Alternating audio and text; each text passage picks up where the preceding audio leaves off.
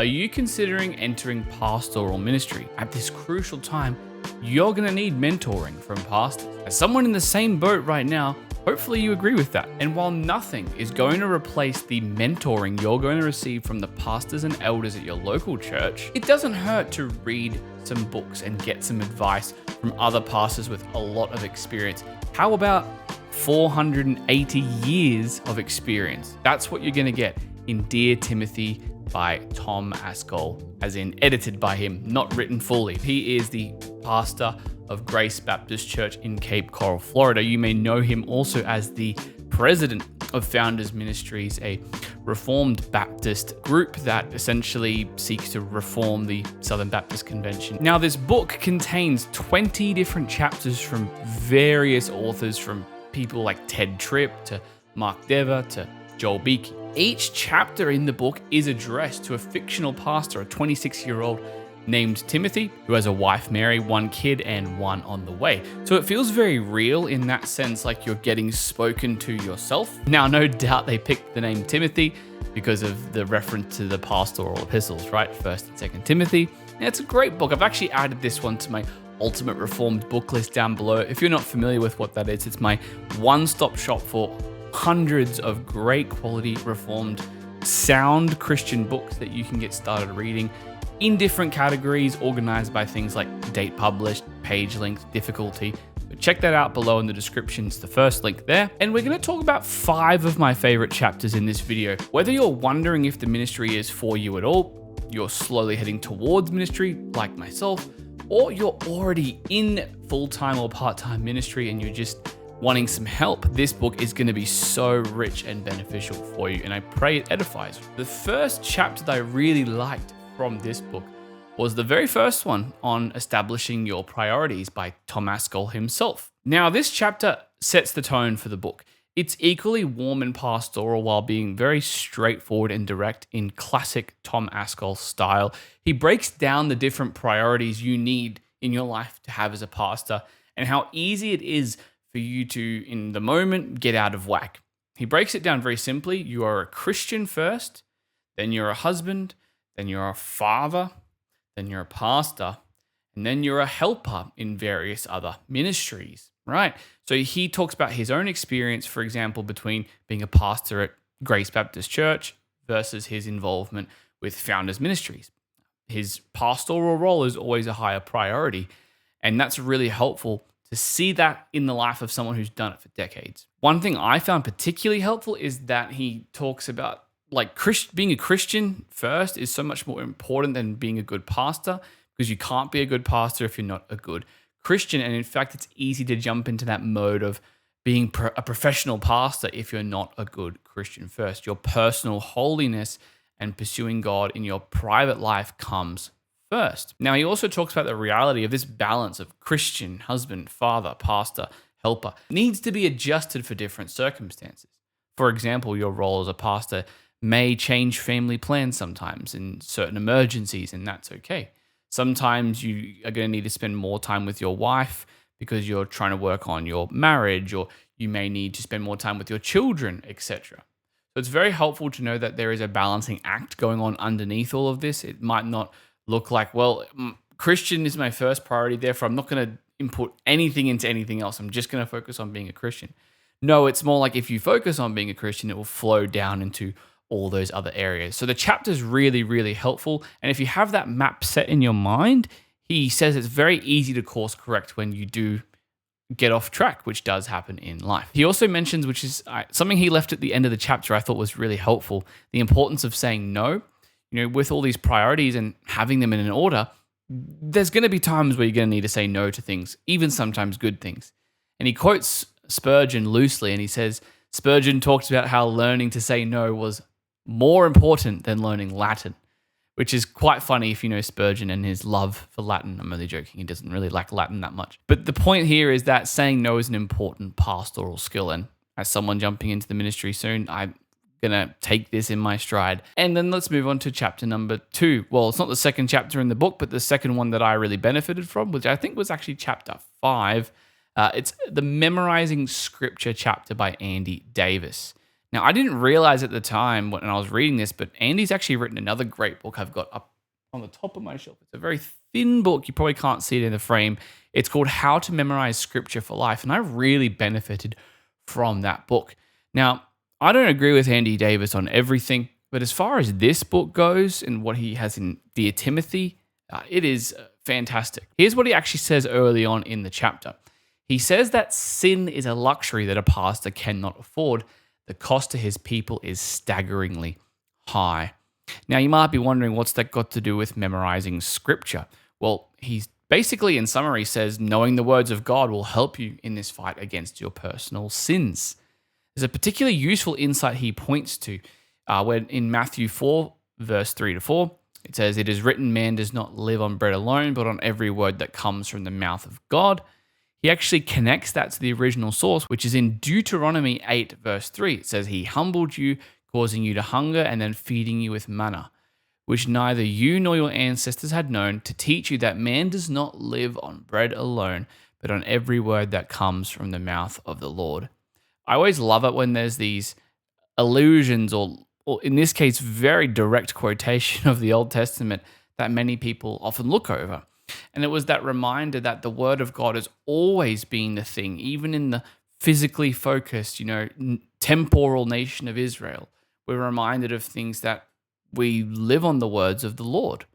And that's so true. We need to memorize scripture, especially if you're pursuing ministry, in order to truly live that out, right? Now, there's benefits to memorizing scripture that he talks about in your private life, in your family life, and in your church life. And the best way to do this that he encourages in this chapter is to memorize entire books, at least chapters, not individual passages as a priority.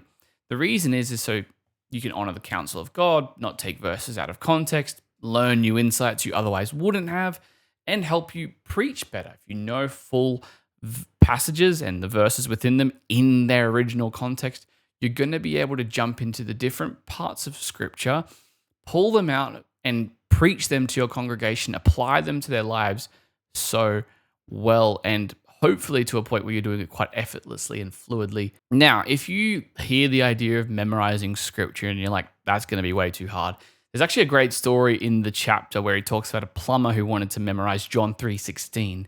Of course it was John 3:16. Of course that's the one people want to memorize. But it took 3 months to do so.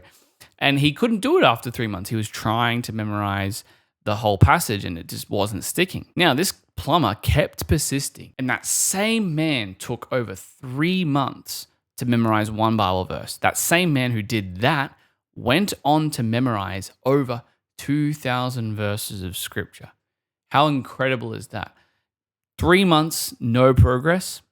Finally gets to one verse, and it's like this barrier is unlocked where this man is able to go memorize way more.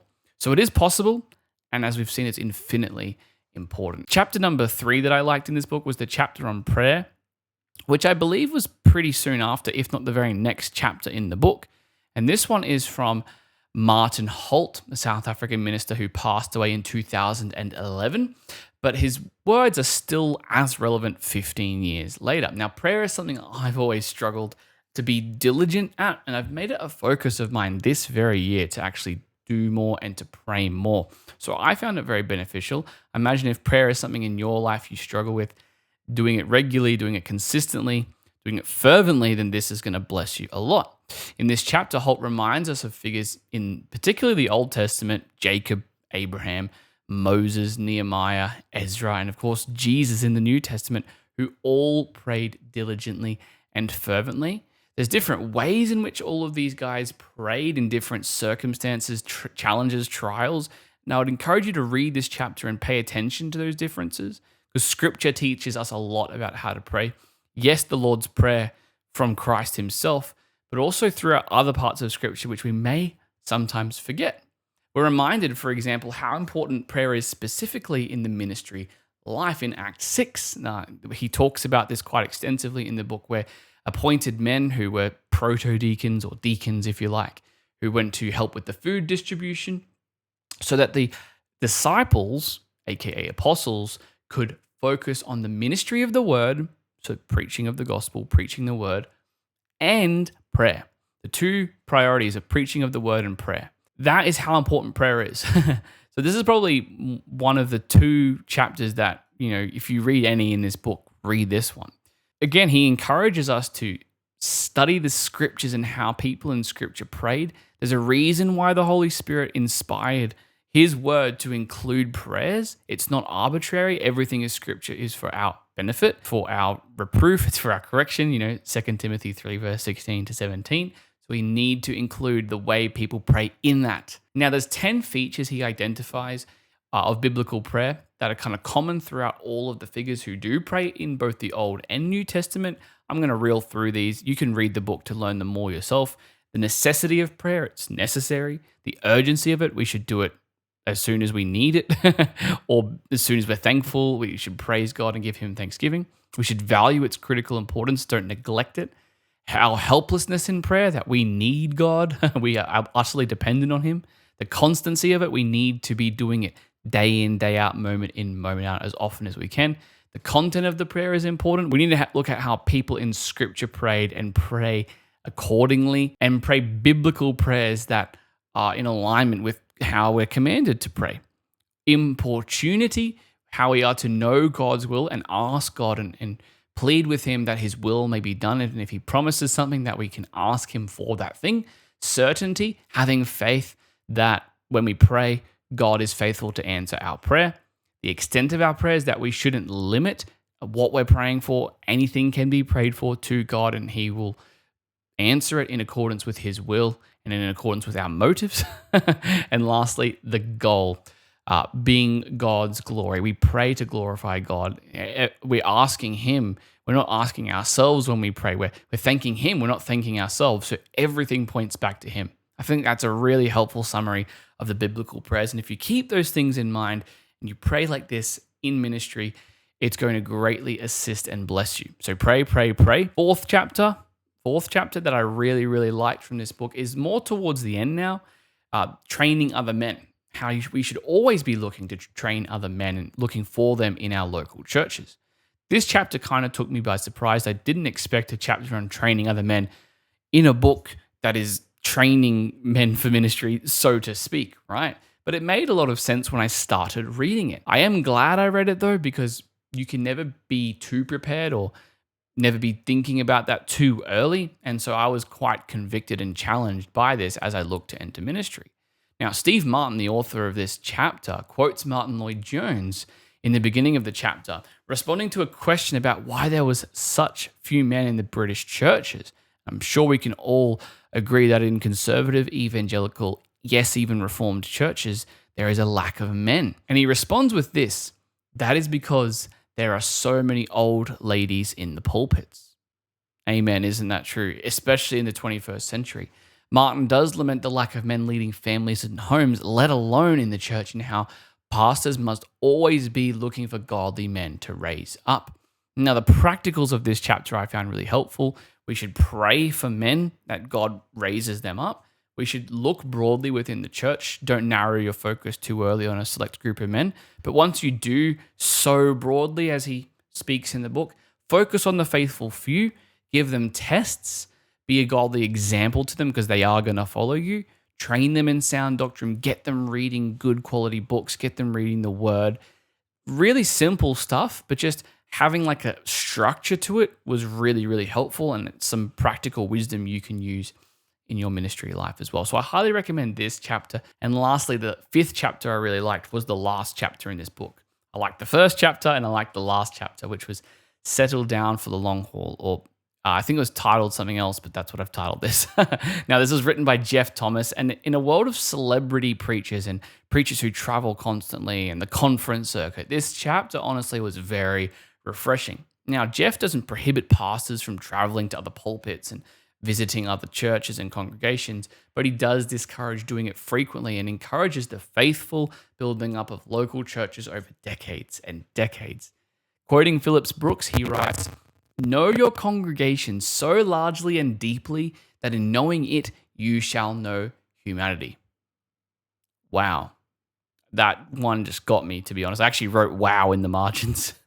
The benefits of staying in one location, he says in the book, are numerous. Things like you're going to make lifelong Christian friends. Yes, even if you're their pastor.